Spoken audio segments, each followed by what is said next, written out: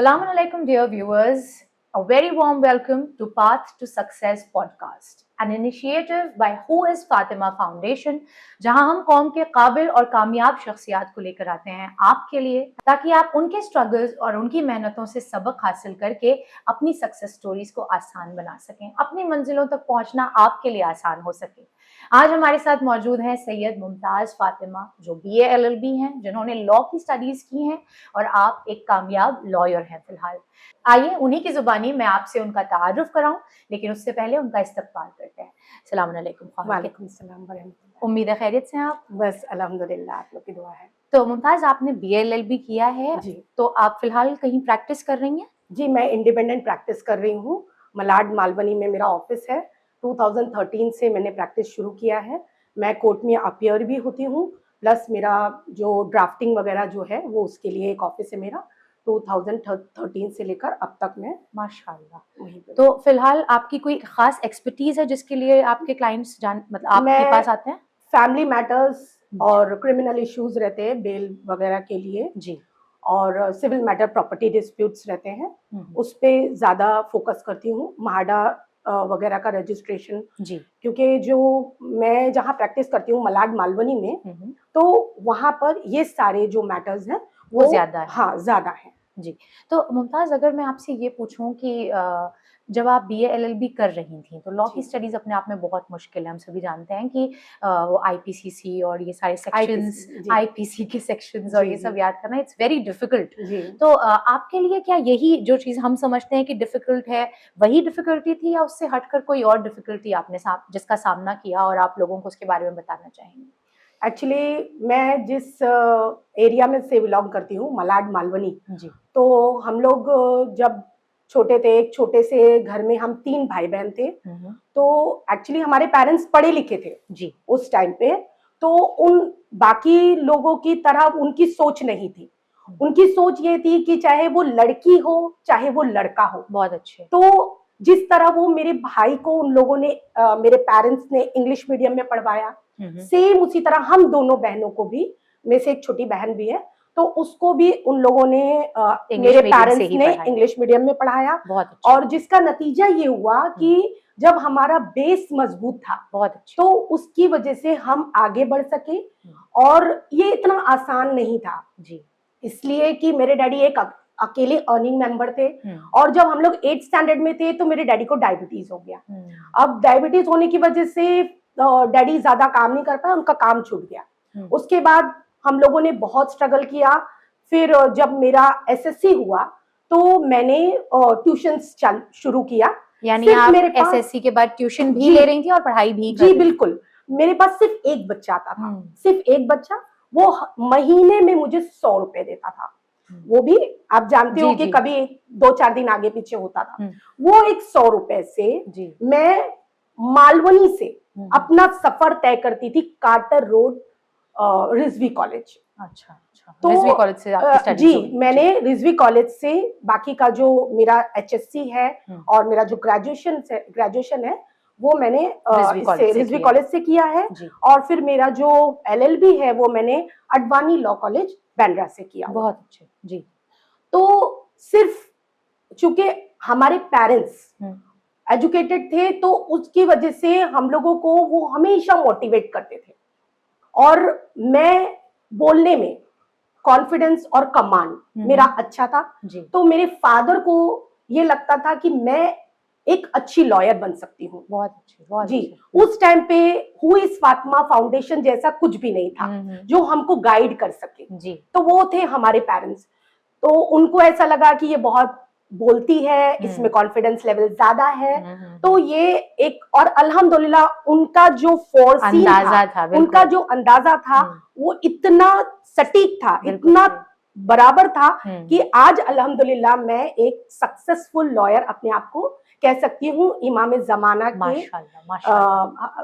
करम से कि मैं एक अल्हम्दुलिल्लाह, और मैंने प्रैक्टिस भी अपनी उसी जगह पर रखी, यानी मलाड मालवनी में ही। मेरा मकसद यही था कि जो वहां पे जो मलाड मालवनी में आप देखेंगे आज भी लोग है ना डिजिटल या आज के जमाने से पीछे बैकवर्ड है, तो उन लोगों को मुझे ऐसा लगता है कि उन लोगों को एक सही एडवोकेट की बहुत जरूरत है वहां पे।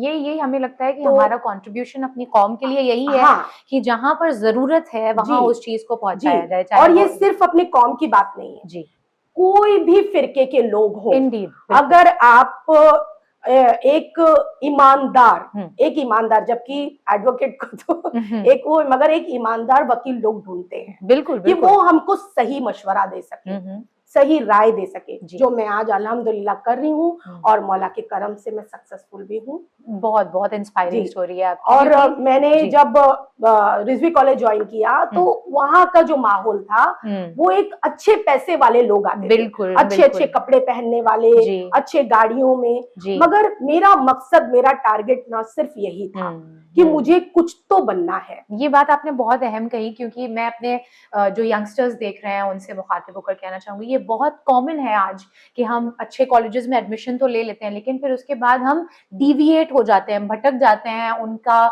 जो स्टेटस ऑफ लिविंग जी, है, बिल्कुल। उनका स्टैंडर्ड ऑफ लिविंग देख करके जी, जी। हम अपनी इल्म को छोड़ करके हम उनके साथ कंपटीशन में लग जाते हैं जिसमें बिल्कुल। कोई जीतता नहीं है नहीं और सिर्फ खसारा हासिल होता है। तो अगर आपका भी कभी किसी अच्छे कॉलेज में, ऐसे कॉलेज में जहां आपको अच्छे लोग मिले, तो सिर्फ उनके स्टैंडर्ड ऑफ लिविंग को अच्छा मत जानिएगा, बल्कि वो कैसे यहाँ तक पहुंचे हैं, उनके अंदर क्या अच्छाइयां हैं, उनको अपने अंदर लेने की कोशिश करिए। अगर अपीयरेंस की और स्टेटस ऑफ लिविंग की आप जंग करना चाहेंगे, कंपटीशन करना चाहेंगे, तो उसमें कोई कभी नहीं जीत पाएगा। जी बिल्कुल। और ये बहुत ही इंस्पायरिंग आपकी स्टोरी है, मुझे लगता है बहुत बच्चे इससे रिलेट कर पाएंगे। हम खुद मालूनी में कुछ साल रह चुके हैं और हम जानते हैं कि वहाँ का माहौल कैसा है। इतना मुश्किल है वहाँ पर अपने टारगेट पर फोकस्ड रहना, हर तरफ क्राइम, हर तरफ गाली गलौज तो आम बात है। एक छोटे छोटे बच्चे गाली गलौज देते हैं, वो करते हैं, ड्रग एडिक्शन, हर तरह की जो बुराइयां है, इवन मतलब एक ब्लैक लिस्टेड एरिया है, वहां से अगर हम कुछ बनकर निकल रहे हैं तो हमारा जो क्रेडिट जाता है वो वही जगह को जाएगा। क्योंकि आज मालवनी की एक लड़की अगर अल्हम्दुलिल्लाह आपके सामने कुछ बोल रही है तो मैं अपनी आइडेंटिटी को छुपाऊंगी नहीं, बिल्कुल, क्योंकि मैं वो माहौल को आगे लाना चाहती हूँ। वो यानी कि जिस तरह कीचड़ में कवल खिलता है, तो उस तरह मेरी तरह और भी बच्चे हैं मालवनी में। जी जी। तो उनके लिए भी मेरा यही मैसेज है कि आप गिव अप नहीं करिए, कुछ भी हालात हो जाएं, अगर आप अपने ऊपर कॉन्फिडेंस रखेंगे तो आपकी सक्सेस को कोई छीन नहीं सकेगा। बहुत उम्दा, बहुत उम्दा। तो जैसे हम करियर गाइडेंस की बात कर रहे हैं, ये तो आपके जो है वो पर्सनल स्ट्रगल्स रहे और इनसे बहुत सारी हमारी कौम, बहुत सारे हमारे यूथ आज भी स्ट्रगल करते हैं। खुदावंद करीम सबके लिए जो है वो आसान करे ये जो फाइनेंशियल स्ट्रगल्स और ये जो छोटे घरों की तंगी है, खुदावंद करीम इमाम ज़माना के सदक़े में ये तमाम मुश्किलें हमारे लिए आसान करे। हम सबके पास वसी घर हो, हम सबको इन छोटी मोटी मसाइल के साथ जो दर हकीकत छोटे नजर आते हैं मगर बहुत बड़े होते हैं, इनसे डील करना ना पड़े, खुदा हमारे लिए आसान करे। लेकिन अगर हम करियर गाइडेंस की बात करें, जिस मकसद के साथ इस प्रोग्राम को हम लेकर आते हैं, अगर आज कोई स्टूडेंट लॉ करना चाहता है, तो आपने लॉ किया है, आप ये बताएं कि लॉ करने के बाद कौन सी स्ट्रीम्स उनके सामने होती हैं, कौन से करियर ऑप्शंस हैं जो वो परस्यू कर सकते हैं? पहले तो लॉ आप दो तरीके से कर सकते हो। पहले मैं ये बात आपको बता दूं, HSC करने के बाद आपको CET एग्जाम्स देना पड़ता है जो कंपलसरी है, कॉमन एग्जाम्स होता है वो, और उसके बाद आप 5 इयर्स का LLB कोर्स कर सकते हो और आप LLB ग्रेजुएशन के बाद भी कर सकते हो, वो 3 इयर्स कोर्स होता है जी। फिर उसके बाद आपकी कैपेबिलिटी के हिसाब से आप अपना, देखिए लॉ की जरूरत, लीगल फैकल्टी की जरूरत आज कहाँ नहीं होती, बिल्कुल, चाहे वो कंपनी हो, चाहे वो मेडिसिन हो, चाहे वो प्रॉपर्टी हो, चाहे वो क्राइम हो, चाहे वो एक छोटी सी फर्म हो, कंपनी हो, सही, कहीं भी आपको कोई भी फील्ड में एक लीगल एडवाइजर की जरूरत जरूर पड़ती है। सही। तो आप अपने एक्सपर्टीज के हिसाब से, अगर आपका कॉन्फिडेंस लेवल अच्छा है तो आप कोर्ट में प्रैक्टिस अपीयरेंस करके, और क्रिमिनल फील्ड जो होती है या सिविल मैटर्स होते हैं, इसमें आप फोकस कर सकते हो।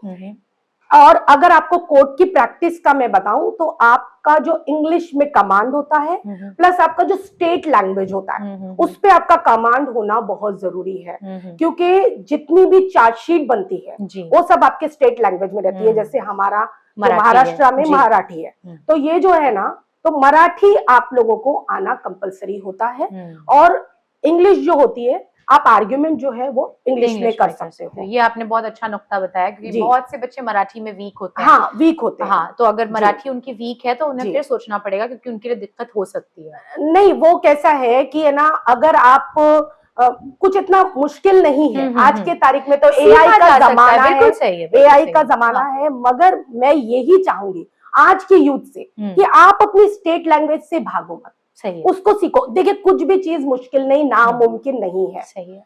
हम भी वही कास्ट, वही उससे बिलोंग करते हैं, मगर हमने मराठी को सीखा। मुश्किल नहीं है, बिल्कुल। कोई चीजें, बहुत सारे लोग हमारे यहाँ जो बहुत फ्लुएंट मराठी बोलते हैं, समझते हैं, दिक्कत नहीं है। लेकिन वही है कि कुछ लोगों को अगर वो मुश्किल लगती है तो वो उस हिसाब से अपने आप को प्रिपेयर करिए बिल्कुल, क्योंकि कहीं ना कहीं आप जो है वो, और प्लस जो दूसरी चीज जो है वो है डिजिटल का जमाना है। आजकल ई फाइलिंग होती है। पहले जहां तक अभी मैंने प्रैक्टिस किया है 2013 से, तो हम लोग जो है ऑफलाइन फाइलिंग वगैरह करते थे, मगर अब जो है, जो भी बेल एप्लीकेशन बोलिए या कोई भी पिटीशन फाइल करते हैं, वो ई फाइलिंग में होता है। तो आज की जो जनरेशन है उसको बहुत कंपलसरी हो गया है कि वो जो भी फील्ड में, लॉ की फील्ड में भी आ रही है, तो आप ये मत समझिए कि टेक्नोलॉजी नहीं। आजकल लॉ भी जो है, कोड भी जो है, वो पूरा टेक्नोलॉजी हो गया है। फाइलिंग आपकी जो रहेगी वो ई फाइलिंग से होगी, और उसके लिए आप लोगों को इसमें भी फोकस करना बहुत जरूरी है। यानी टेक्नोलॉजिकली अपने आप को अपडेटेड रखना भी बहुत जरूरी है, बहुत अहम है। और यहीं पर मैं आप लोगों को फिर से आगाह करना चाहूंगी कि ऐसे बहुत सारे समर कैंप्स और इस तरीके के प्रोग्राम्स वो इस फातिमा फाउंडेशन भी करता रहता है, जिसमें आपको computer courses, Canva, MS Excel और वो तमाम चीजें जो आज के जमाने में बेसिक हैं, कम से कम वो और एडवांस लेवल तक भी टीच किया जाता है। तो आप वो इस फातिमा से अपना राबिता करें और इसका फायदा जरूर बजरूर उठाएं। बिलाखिर आप खैर मुझे ये बताएं कि जब कोई बच्चा आज लॉ करना चाहता है तो उसके लिए आप क्या मैसेज, क्या पैगाम देना चाहेंगे? First of all, B a good listener. जब क्लाइंट आपके पास आता है तो आपको उसकी बातें पूरे तवज्जो के साथ, पूरी कंसंट्रेशन के साथ उसको सुनना है। वो इसलिए कि अगर आप उसकी बातों को नहीं सुन पाए तो आप उसको प्रॉपर एडवाइस नहीं कर पाएंगे। तो इसके लिए बी अ गुड लिसनर, बहुत अच्छा, be a good communicator, have command in English as well as in state language, और बी अ लॉयल एडवोकेट, क्योंकि advocacy is a loyal profession. तो हमको ये चीज का बहुत ख्याल रखना है कि जो हमारे पास आता है ना, तो वो हमारे पास जैसे आप ही हमारे लिए सब कुछ हो, ये सोचकर आता है कि भाई आप जो कहेंगे वो हमको मानना ही है। तो वो मतलब है ना, सब चीज का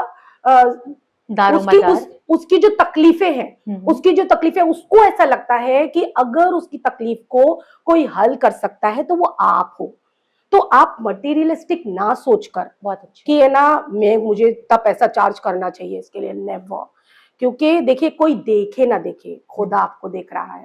और अगर आप पैसे के लिए नहीं भागेंगे ना, तो आप देखेंगे कि लोग आपको कहीं से भी ढूंढते हुए आपके पास आएंगे कि ऐसी वकील बताओ जो ईमानदार हो। बहुत अच्छे, बहुत। तो इसलिए आज की जनरेशन से मेरा एक ही मैसेज है कि आप एडवोकेसी को एक मटेरियलिस्टिक ना बनाकर एक ऑनेस्ट और लॉयल प्रोफेशन में उसको रखिएगा हमेशा। And I guarantee you that you will be successful in all the ways as you want. Mumtaz, ये बताएं कि आपकी जो शादी हुई है वो आपके LLB कंप्लीट करने के बाद हुई है? जी बिल्कुल हुई है जी, मगर मैंने मैं पास आउट हुई हूँ और उसके बाद मेरी शादी हो गई है जी। मगर जो आज मैं ये मुकाम पर बैठी हूँ ना, तो मेरे माँ बाप को तो शुक्र, खुदा का शुक्र है, मेरे माँ बाप का शुक्र है, मगर आज जो ये मुकाम पर बैठी हूँ, एक्चुअली में देखा जाए तो मेरे शौहर का इसमें बहुत बड़ा हाथ है। इसलिए कि शादी के बाद मुझे सनद लेने तक और ये प्रैक्टिस करने तक, क्योंकि देखिए जो हमारा जो प्रोफेशन है ना, इसमें आपका पीसफुल माइंड होना बहुत जरूरी है। बिल्कुल। अगर आप घर के माहौल, घर के इससे आप डिस्टर्ब्ड हो तो आप प्रैक्टिस पे आप फोकस नहीं कर सकते। सही है। तो इसमें मेरे शौहर ने मेरा बहुत साथ दिया। आज जो मैं सुबह में मेरा 2 सेशन होता है, एक सुबह में 11 बजे से 3 बजे तक रहता है और एक जो है इवनिंग में मेरा 8 से 11। तो वो सेशन में मेरे शौहर ने कभी मुझे ये रोक टोक नहीं की। प्लस आप देखेंगे कि है ना, कई तरह के लोग आते हैं आप ऑफिस में, अगर आप कुछ ले ऑफिस में लेके बैठे हैं जी, तो especially एक जब आप क्रिमिनल और ऐसे जी जी जी, प्रोग्राम तो केसेस को तो ऐसा होता था कि मुझे ये मेरा पर्सनल एक्सपीरियंस ऐसा था कि एज एन एडवोकेट मैं हिजाब ना करके बैठूं, मुझे तो ऐसे लोग अगर हिजाब में देखेंगे तो मेरे पास तो कोई क्लाइंट ही नहीं आएगा और मतलब बोलेंगे कि ये तो एडवोकेट लगती ही नहीं है, ये तो बुरखे में है, ये एडवोकेट तो लगती ही नहीं है करके। तो मुझे ये डर था, मुझे ये फील होता था। तो जब मैंने नई नई मेरी ऑफिस खोली, मेरे हस्बैंड ने उसमें पूरा सपोर्ट मेरा किया। तो जब मैंने ऑफिस खोला और मैं बिना हिजाब के बैठती थी जी। तो एक दिन ऐसा हुआ कि मेरे शौहर आए, तो क्लाइंट्स बैठे हुए थे, जैसे जेंट्स है, लेडीज जैसा भी है, और मैं उनसे कुछ डिस्कशंस कर रही थी जी। तो मेरे हस्बैंड ने, जब उन लोग सब चले गए तो उनमें बहुत पेशेंस है। ऐसे अल्हम्दुलिल्लाह दूसरे उनकी तरह नहीं कि जैसे सामने बोल दे किसी के। उन्होंने जब सब चले गए तो सिर्फ मुझे एक ही सवाल किया कि अगर पॉसिबल हो तो मैंने आपको हर चीज की आजादी दिया है, अगर पॉसिबल हो तो क्या आप ये प्रैक्टिस विथ हिजाब कर सकते हो? मुझे उनकी ये बात बहुत पसंद आई। कितने अच्छे तरीके से तो अप्रोच किया। अगर आप हिजाब करके प्रैक्टिस कर सकती हो और आपके काम में, आपके प्रोफेशन में इसका कोई इम्पैक्ट ना हो तो मेरा अगर आप कर सकते हो तो मैंने दूसरे दिन से ही मैंने हिजाब पहनना शुरू कर दिया। अल्हम्दुलिल्लाह मेरे काम में कुछ उसमें वो नहीं ये हुआ, कुछ हैम्पर नहीं हुआ मेरा काम। प्लस मेरे काम अल्हम्दुलिल्लाह बेटर ही हुआ, बीबी के उससे मेरे काम दुगना होने लगा। क्योंकि हो सकता है कि इमाम तो नाराज होंगे जब औरत बेहिजाब रहेगी जी। तो इमाम भी खुश नहीं होते, मगर जब आप दीन को लेकर चलते हो साथ में अपने प्रोफेशन से मिलाकर तो डेफिनेटली अल्लाह आपका साथ देता है, इमाम आपका साथ देते हैं, बीबी शहजादी आपका साथ देती है। तो वही मेरे साथ हुआ और वो लम्हा मेरे लिए, फिर उसके बाद से मैं जब कोर्ट में भी जाती हूँ तो मैं बाहिजाब रहती हूँ, मेरे सारे काम अल्हम्दुलिल्लाह होते हैं और मैं अपना आज भी जो भी है वैसे ही, चाहे वो कोई भी फिरके का कोई भी मसलक के लोग हो मेरे पास आते हैं और बड़े इज्जत और एहतराम से, क्योंकि ये जो अटायर है हमारा, ये जो अटायर है इससे लोग कुछ दूरी इख्तियार करते हैं। एक रौब, एक ना कि दबदबा, ना कि आप खुले रहोगे तो लोग और थोड़ा सा नजदीकी इख्तियार करने की कोशिश करते हैं, मगर आपका जब एंट्री करता है सामने वाला तो जब आपके अटायर को देख लेता है तो वो समझ जाता है और इनकी अपनी बाउंड्रीज है। यस। और जिसको फील होता है कि भाई है ना ये तो हिजाब में है, मगर जो यहाँ है जब वो आपकी बात, हम अपनी बात उस तक पहुंचाते हैं और जब उसको समझ में आता है कि वो ये ना देखे ये देखे तो वो कायल हो जाता है कि क्या बात। ठीक है। We are very grateful for your time, for your experience, बहुत शुक्रगुजार हैं आपके। एंड वाकई आपकी जर्नी काफ़ी इंस्पिरेशनल है। खुदावंद करीम हमारे बच्चों को भी, हमारे व्यूअर्स को भी तौफीक दे कि वो भी अपनी मुश्किलों से जूझते हुए ऐसे ही एक कामयाब शख्सियत बनकर कभी आपकी जगह पर इंशाल्लाह आए और अपनी सक्सेस स्टोरी सुनाए। Thank you so much Mumtaz. आप मैं भी फातिमा फाउंडेशन के जितने भी मेंबर्स हैं मैं सबका शुक्रिया अदा करना चाहूंगी, क्योंकि जब आप यहाँ आते हो इस स्टेज तक तो आपको लगता है कि अल्हम्दुलिल्लाह आपने कुछ अचीव किया है। बहुत अच्छा। तो इसके लिए मैं बहुत बहुत थैंकफुल हूँ कि है ना आप लोगों ने मुझे ये अपॉर्चुनिटी दिया। और अगर इंशाल्लाह एक भी बच्चा अगर मेरा ये इंटरव्यू सुनकर अपने आप में कोई तब्दीली लाता है तो मैं बहुत ग्रेटफुल हो जाऊंगी। बिल्कुल इंशाल्लाह। Thank you so much. तो व्यूअर्स, ये थी मुमताज़ फ़ातिमा सैयद, जिन्होंने बहुत ही मुश्किलात के साथ ऐसे माहौल में जहाँ स्टडीज़ को इतनी इंपॉर्टेंस नहीं दी जाती थी, उसमें भी सिर्फ उनके वालिदैन के पढ़े लिखे होने की वजह से एक बहुत ही कामयाब सफ़र तय किया। और यही मैं आप लोगों से कहना चाहूँगी कि पढ़े लिखे वालिदैन जो आपको गाइड कर सकें, वो बहुत बड़ी नेमत है। अगर आपके पास भी ऐसे वालिदैन हैं जो अपने माल, दौलत, एनर्जी, सेहत, हर किसी तरीके से आपके साथ खड़े हैं, तो उन्हें नेमत जानिए और इसको यूटिलाइज कीजिए, बन जाइए कुछ उनके रहते हुए। खुदा सबके वालिदैन को उनके सरों पर सलामत रखे, बिकॉज जब तक वो गाइड करने के लिए मौजूद हैं, तब तक आप दुनिया का मुश्किल से मुश्किल एग्जाम क्रैक कर सकते हैं। लेकिन अगर वालिदैन पढ़े लिखे न हो, उन्हें शऊर न हो, तब भी वो कोशिश जरूर करते हैं कि हमारे बच्चे हमसे ज्यादा पढ़े लिखे निकल जाएं। साथ ही साथ सिस्टर मुमताज ने हमें हिजाब की इंपॉर्टेंस भी बताई कि कैसे जब एक खातून हिजाब के साथ अपने प्रोफेशन को परस्यू करती है, तो उसे अप्रोच करने वालों का नजरिया अलग होता है, और जब वो हिजाब के बगैर अपने प्रोफेशन को प्रैक्टिस कर रही होती है, तो उसे अप्रोच करने वालों का अंदाज अलग होता है। ये आप भी एक्सपीरियंस करेंगे कि हिजाब दर हकीकत किसी भी चीज से आपको रोकता नहीं है, बल्कि हर चीज को एम्पलीफाई और बेटर ही करता है। इंशाल्लाह हम फिर किसी और काबिल शख्सियत को लेकर आएंगे आप सभी के लिए। आप लोग इसी तरीके से बने रहिए हू इज़ फातिमा फाउंडेशन के साथ, देखते रहिए हमारे पॉडकास्ट प्रोग्राम्स, हमारे चैनल को सब्सक्राइब कीजिए और इसे फैलाइए, शेयर कीजिए, ताकि ज्यादा से ज्यादा यंगस्टर्स इसका फायदा उठा सकें। हम दोबारा मिलेंगे आपसे। फी अमान।